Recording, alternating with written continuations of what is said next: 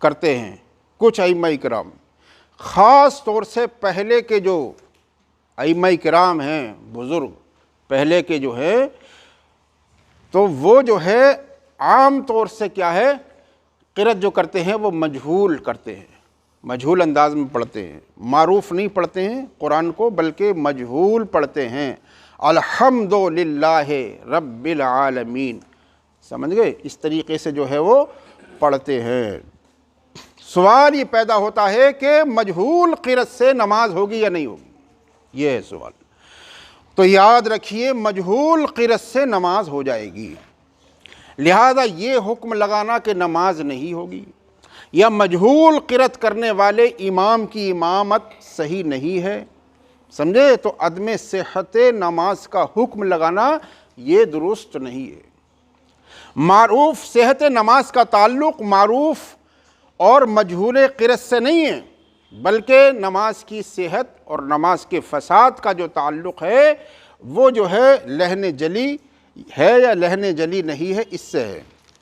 لہذا مجہول قرأت ہو یا معروف قرأت ہو، دونوں صورتوں میں اگر لہن جلی اگر قرآن کو پڑھا، قرأت جو ہے لہن جلی ہو رہی ہے، لہن جلی کا مطلب یہ ہوا کہ لفظ میں فساد آ رہا ہے، کھڑے کو پڑھ دیا اور ایسا پڑھا کہ معنی بدل گیا، معنی بدل گیا تو لفظ کا جو ہے فساد معنی کے فساد کو مستلزم ہے، اور معنی کا فساد جو ہے فساد نماز کو مستلزم ہے۔ لہٰذا اس کا خاص خیال رکھا جائے کہ قرأت معروف کریں یا مجہول کریں، بہتر بات یہی ہے کہ قرأت معروف ہی کرنا چاہیے، معروف پڑھنا چاہیے، اس میں واضح ہو جاتے ہیں حرکات، اعراب جو ہے اس میں واضح ہو جاتے ہیں، سمجھیں آپ؟ تو قرأت جو ہے وہ معروف ہی کرنا چاہیے۔ بہرکیف اگر لفظ ایسا بدل گیا، مجہول قرأت اگر کوئی کر رہا ہے اور لفظ بدل گیا تو معنی بدلے گا اور پھر جو ہے نماز بھی نہیں ہوگی۔ لہٰذا لہن جلی کی صورت میں نماز واجب الاعادہ ہوگی، دوبارہ پڑھنا واجب ہے، اور اگر لہن جلی نہیں ہے تو نماز ہو جائے گی، سمجھے؟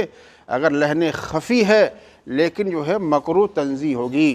لہٰذا ائمہ کرام کو چاہیے کہ قرآن پاک کو مخارج و صفات کے ساتھ پڑھیں، قواعد تجوید کی رعایت کے ساتھ پڑھیں۔ امام شاطبی فرماتے ہیں من لم یجود القرآن آثم، جو شخص قرآن پاک کو تجوید سے نہیں پڑھتا وہ گناہگار ہے، سمجھے؟ اور قرآن پاک کو جو توڑ مڑوڑ کر غلط طور سے بڑے بڑے کتنے ایسے علماء کو بھی دیکھا ہے کہ قرآن کی طرف خاص جو ہے وہ توجہ نہیں دیتے، سمجھے؟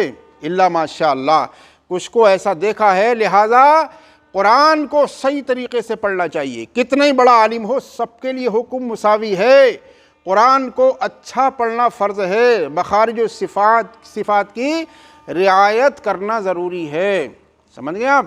لہٰذا قرآن پاک کو تجوید کے ساتھ پڑھنا چاہیے اور ماشاءاللہ صحیح طریقے سے پڑھنے کی کوشش کرنا چاہیے، قرأت کی تجوید کی جو ہے رعایت کرنا چاہیے، مخارج و صفات کی رعایت کرنا چاہیے۔ اللہ تعالی ہم سب کو صحیح طریقے سے قرآن پاک پڑھنے کی توفیق رفیق عطا فرمائے۔